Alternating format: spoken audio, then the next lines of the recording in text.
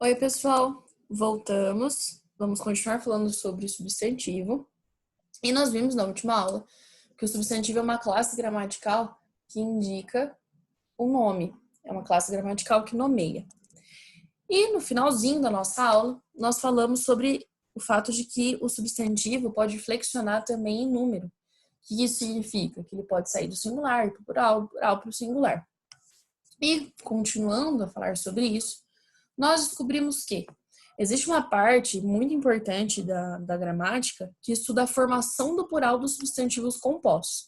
Lembrando que o substantivo composto é aquele que tem dois ou mais radicais. Tudo bem? E muitas vezes a gente fica em dúvida. Putz, mas qual termo vai para o plural? O primeiro termo, os dois termos, apenas o segundo termo? Enfim, e existem, na verdade, essas três possibilidades. De apenas o primeiro elemento ir para o plural, ou de apenas o segundo elemento ir para o plural, ou ainda quando os dois elementos vão para o plural. Vamos entender como é que isso funciona. Vai para o plural só o primeiro elemento, em quais situações? Primeiro, se os termos forem ligados por preposição, por exemplo, pés de moleque. Ou ainda, quando o segundo termo é um substantivo que vai ter a função de determinar, de especificar, de indicar a finalidade. Ou, né, por exemplo, salários, educação. Só o primeiro elemento, salários, foi pro plural, porque o segundo elemento é esse substantivo. E ainda, senhores, no caso bananas, prata, eu tenho esse prata especificando o tipo da banana. Mas, por que tem um asterisco ali? Porque se ambos os elementos forem substantivos e adjetivos, os dois vão variar. Existe essa dupla possibilidade, então. Isso significa que eu posso falar bananas pratas ou bananas prata, ok? Eu posso falar salários mínimo ou salários mínimos. Quinta-feira, quintas-feira, quintas-feiras. E assim em diante. Tudo bem? Bom, além disso, vai para o plural o último elemento, seja substantivo ou adjetivo, em qual situação? Se o primeiro elemento for um verbo, porque, gente, verbo a gente vai considerar aqui como uma parte da palavra que é invariável, que não pode mudar. Guarda, chuvas, beija, flores. Ou ainda, quando tem mais de 3 elementos e o segundo elemento não forma preposição. Bem te vis e bem me queres. Ou ainda, quando esse substantivo representa uma onomatopeia, o que normalmente acontece quando há uma repetição de termos, uma repetição de palavras. Por exemplo, tic-tacs. Ok?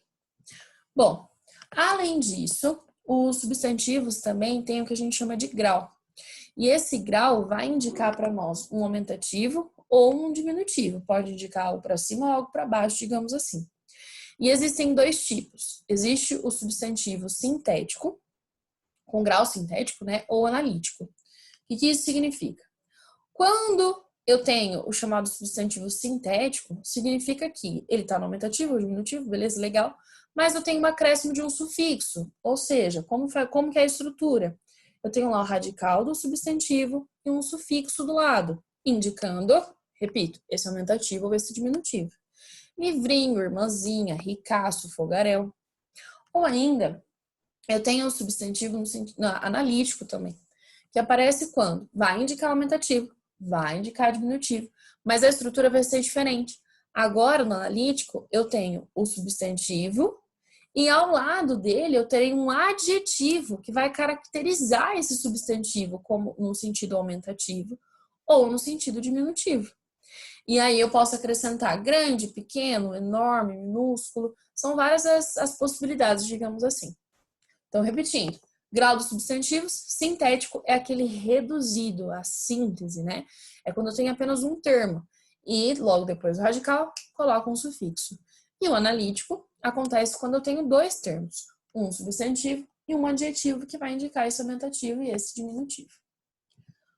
Pessoal, mas atenção em relação a uma coisa. Nem sempre usar o diminutivo ou usar o aumentativo pode indicar apenas uma relação de tamanho. Por exemplo, no termo aqui, nessa oração, ele é um amorzinho de pessoa. Esse amorzinho aparece para nós no sentido de carinho, é um substantivo carinhoso, certo? Não que é um amor pequeno, não que seja um amor pequeno, né? O rapazote carregava um barrigão. O que eu tô querendo dizer? Eu tô meio que tirando sarro, né? Desse rapazote, desse barrigão.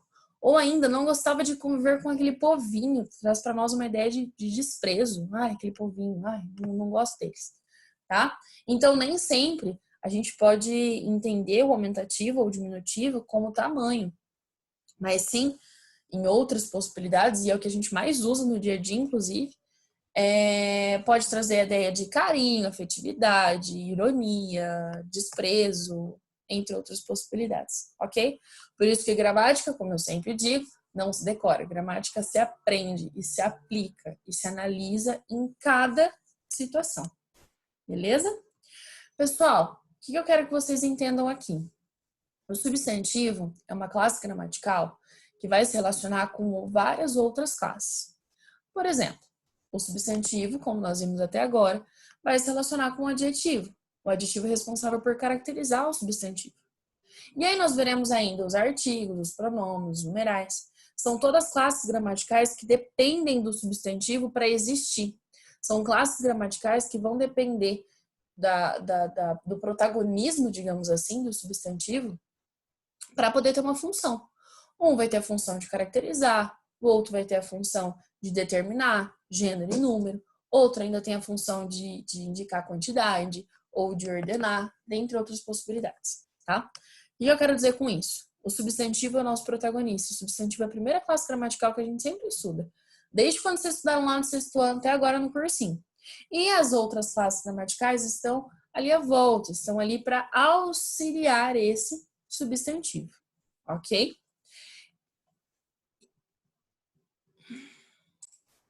Bom, pessoal, e continuando, eu quero finalizar com vocês fazendo um exercício, retomando de certa forma tudo que a gente viu sobre os substantivos.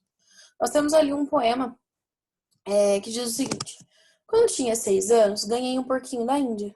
Que dor de coração me dava, porque o bichinho só queria estar debaixo do fogão. Levava ele para a sala, para os lugares mais bonitos, mais limpinhos. Ele não gostava, queria estar debaixo do fogão. Não fazia caso nenhum das minhas ternurinhas. Meu porquinho da Índia foi minha primeira namorada.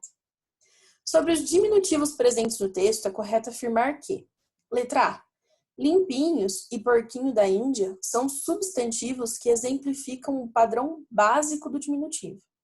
A gente vai considerar isso como errado, porque limpinhos e porquinho não vão exemplificar o padrão básico do diminutivo. É um exemplo possível, é uma das várias possibilidades que existem para indicar um diminutivo. Tudo bem? Então, não, a gente não pode considerar isso como padrão básico. Tudo bem? Letra B. Ternurinhas e bichinho aludem à ideia física de tamanho, típica da formação do diminutivo. Vamos analisar isso comigo?